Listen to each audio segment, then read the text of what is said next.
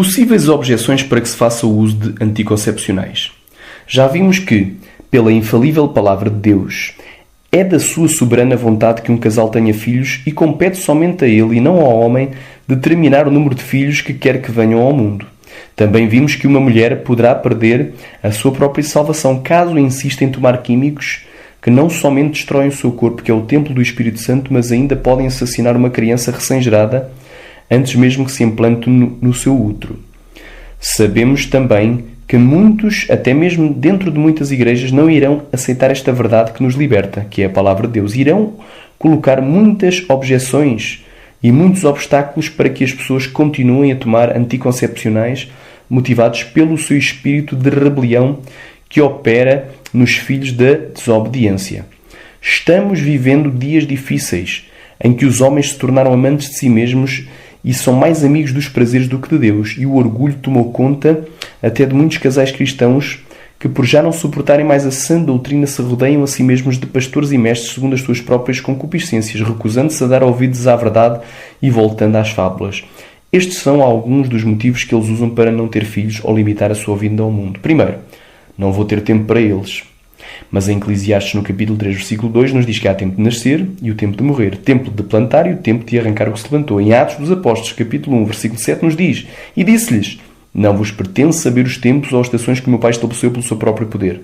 Segundo, não vou ter dinheiro, nem bens para os sustentar. Muitos poderão colocar a questão económica em pauta. Como os criarei eu e como os sustentarei? Mas Jesus responde em Mateus capítulo 6, no versículo 25 e no versículo 33. Por isso vos digo, não estejais ansiosos quanto à vossa vida pelo que haveis de comer ou pelo que haveis de beber, nem quanto ao vosso corpo pelo que haveis de vestir. Não é a vida mais do que o mantimento e o corpo mais do que o vestuário? Mas buscai primeiramente o seu reino e a sua justiça e todas estas coisas vos serão acrescentadas. No Salmo 145, versículo 15 nos diz: Os olhos de todos esperam em ti e lhes dás o seu mantimento a seu tempo. Terceiro, não posso tê-los, senão posso ficar gordo e perder o meu corpinho de modelo. Mas nos diz a palavra de Deus em 1 Coríntios capítulo 13, versículo 5, o amor não se porta com indecência, não busca os seus próprios interesses, não se irrita, não suspeita mal. Em Atos dos Apóstolos, no capítulo 20, no versículo 35, parte B, e recordar as palavras do Senhor Jesus que disse: Mais bem-aventurada a coisa é dar do que receber. 4. Primeiro tem que gozar a vida. Mas em Mateus, no capítulo 6, versículo 33, diz: Mas buscai primeiro o reino de Deus e a sua justiça e todas estas coisas vos serão acrescentadas. E em 1 João, no capítulo 2, no versículo 15, nos diz: Não ameis o mundo, nem o que no mundo há. Se alguém ama o mundo, o amor do Pai não está nele.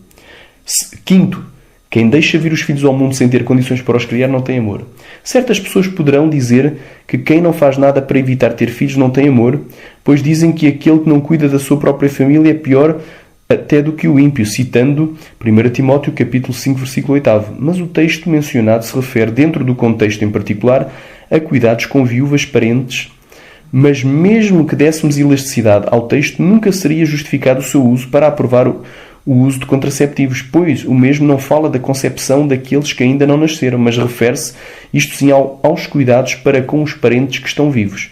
E precisamente um dos princípios do amor verdadeiro é o de não buscarmos os nossos próprios interesses, como de planearmos o número de filhos que queremos ter sem buscarmos saber qual é a vontade do Pai, conforme 1 Coríntios capítulo 13, versículo 5, Mateus capítulo 6, versículo 10 e Romanos capítulo 12, versículo 1 e 2. A Bíblia nos diz claramente que quem tem amor verdadeiro de Deus anda segundo os seus mandamentos, conforme 2 de João, capítulo 1, versículo 6. Sexto, essa história de deixar de tomar contraceptivos é a doutrina dos homens. Como já vimos desde o livro de Gênesis, que o plano de Deus para o homem é que frutifique e se multiplique na terra e, portanto, tenha filhos. Vimos também que a única pessoa na Bíblia que evitou ter filhos sofreu terrível juízo da parte de Deus. Sabemos também, pelo apóstolo Paulo na sua carta a Timóteo, que a mulher salvar-se-á dando à luz filhos e não evitando tê-los. Em suma, não existe nenhuma base bíblica para aconselhar, ordenar, apoiar ou promover o uso de anticoncepcionais pela infalível palavra de Deus. Conhecemos os efeitos dos anticoncepcionais químicos, como a pílula, que podem, caso algum óvulo seja fertilizado, matar essa nova vida mesmo nos primeiros 7 dias de vida. E Deus também condena todos os homicidas ao inferno de fogo. E estes não terão parte nem herança alguma com o Senhor Jesus Cristo. Jesus dizia, em João capítulo 7, versículo 17, se alguém quiser fazer a vontade dele, pela mesma doutrina conhecerá se ela é de Deus ou se falo de mim mesmo. Sétimo, não sei se vou aguentar não tomar anticoncepcionais.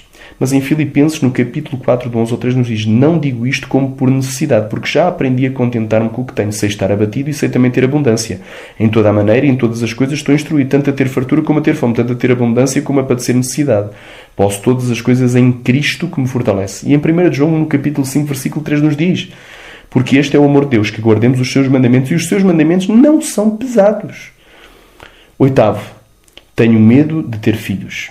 E para que fique bem claro, não adianta ao homem andar ansioso com medo de que a sua esposa engravide ou com medo do futuro da sua descendência, pois em Mateus, no capítulo 6, versículo 27, nos diz: ora, qual de vós, por mais ansioso que esteja, pôde acrescentar um côvado à sua estatura? Se nem um côvado podemos acrescentar, muito menos garantir o futuro de nossos filhos, pois os tempos e estações foram determinados por Deus para nós, conforme Atos dos Apóstolos, capítulo 1, versículo 7, e no capítulo 17, versículo 26. No Salmo 37, versículo 4 e 5, nos diz: deleita-te também no Senhor e Ele te concederá o que deseja o teu coração. Entrega o teu caminho ao Senhor, confia nele e Ele o fará.